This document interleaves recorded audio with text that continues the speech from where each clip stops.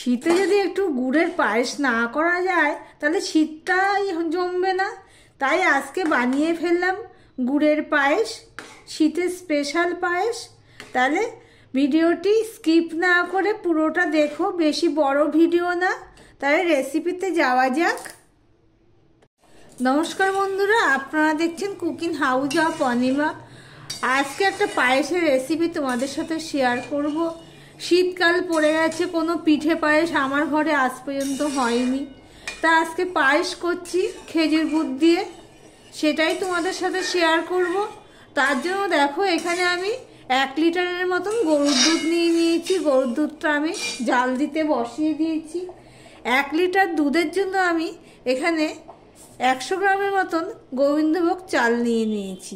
এই চালটা আমি ধুয়ে নেব। বন্ধুরা, দুধটা উতলে উঠেছে, জাল হয়ে গেছে। আর এদিকে দেখো গোবিন্দভোগ চালগুলো আমি ধুয়ে নিয়েছি। তোমরা চাইলে একটা শুকনো ন্যাকড়ায় মুছে নিতে পারো। এবারে দুধটা আমি 2 কাপ মতন দুধ আমি তুলে রাখবো।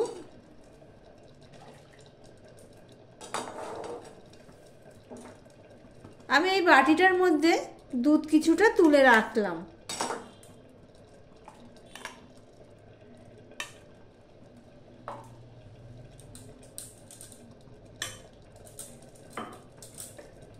এবারে দেখো আমি এই চালগুলো দিয়ে দিচ্ছি। 1 কেজি দুধের জন্য 100 গ্রাম চালই যথেষ্ট। আর পায়েস সবসময় কিন্তু বড় আঁচে করলে চলবে না, একটু মিডিয়ামে দিয়ে করতে হবে। আর যেই ফুটে উঠবে তখন ছোট করে দিতে হবে।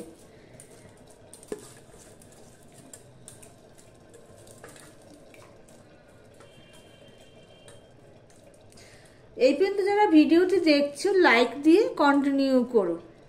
আর তোমাদের সবাইকে অনুরোধ করছি ফুল ওয়াচ করতে প্লিজ। অন্তত মিনিমাম একটা টাইম পর্যন্ত অন্তত দেখো। দেখো গোবিন্দভোগ চালের পায়েস করতে গেলে মাঝে মধ্যে এভাবে নেড়ে দিতে হবে। আর কড়াইয়ের গায়ে যে এই সরগুলো থাকছে সেটা এইভাবে হাতা দিয়ে হাতা তো না, খুন্তি দিয়ে এইভাবে তুলে দিতে হবে। আর মাঝে মধ্যে এভাবে নাড়তে। আমি এখানে একটা তেজপাতা দিয়ে দিলাম। যেহেতু এখানে আমি খেজুরের পাটালি দেবো, সেই জন্য আমি আর এখানে এলাচ দেবো না। এলাচের গন্ধ আর পাটালির গন্ধ দুটো কোনোটাই ঠিকঠাক হয় না। কিন্তু আমি যেহেতু পাটালি দিয়ে করব, পাটালির একটা আলাদা গন্ধ আছে, সেই জন্য আমি এখানে আর এলাচ দেবো না। একটা তেজপাতা দিয়ে দিলাম।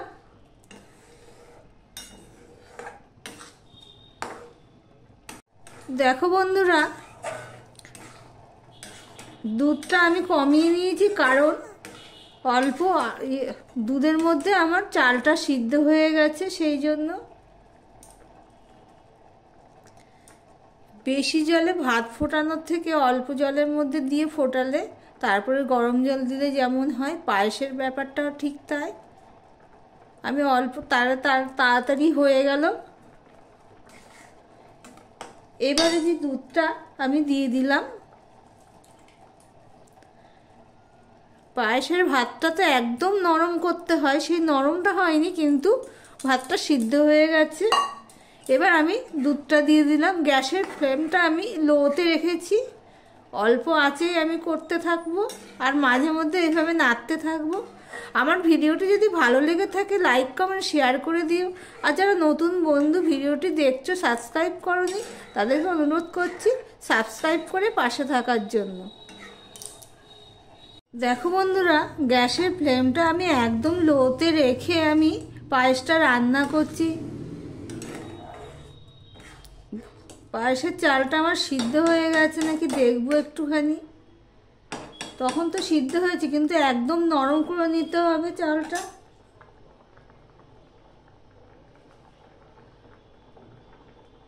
ভাতটা দেখো একদম পেস্ট হয়ে যাচ্ছে, চাপ দিলে এতটাই নরম করতে হবে। কেন বলো তো, ঠান্ডা হয়ে গেলে এটা আরেকটু শক্ত হয়ে যাবে। এবারে দেখো আমি এখানে কিছুটা কাজু কিশমিশ নিয়েছি, সেটা আমি দিয়ে দিলাম।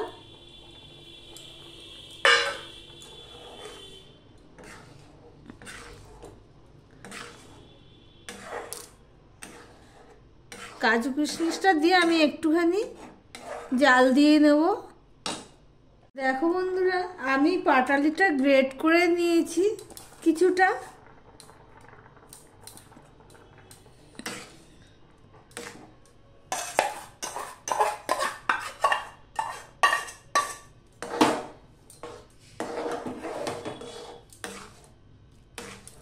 ডলা অবস্থায় দেওয়া যেত, কিন্তু গলতে সময় নিত। গ্রেট করে দেওয়াতে কি হয়েছে, তার সাথে সাথে গলে যাচ্ছে। দেখো এখানে আমার আরেকটু পাটালি লাগবে, আমি আরেকটু গ্রেট করে দিচ্ছি। দেখো এইভাবে। পায়েসে মিষ্টি মিষ্টি না হলে পায়েস ভালো লাগে না খেতে।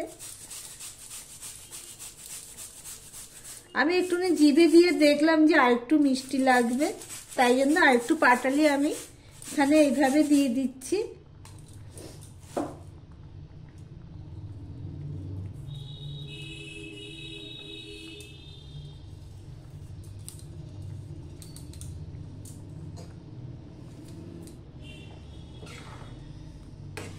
এবার মিষ্টি হয়ে যাবে, কালারটাও চলে এসছে।